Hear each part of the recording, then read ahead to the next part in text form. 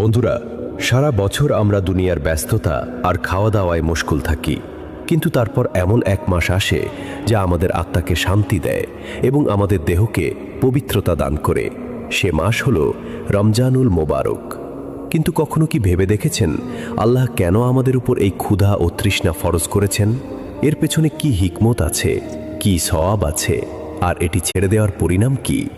চলুন আজকের এই আলোচনায় ইসলামের ইতিহাস ও হাদিসের আলোকে বিষয়টি জানি। ইসলামে রোজা শুধু পেট খালি রাখার নাম নয়। আল্লাহ তাআলা হাদিসে কুদসিতে বলেছেন, রোজা আমার জন্য আর আমি এর প্রতিদান দেব।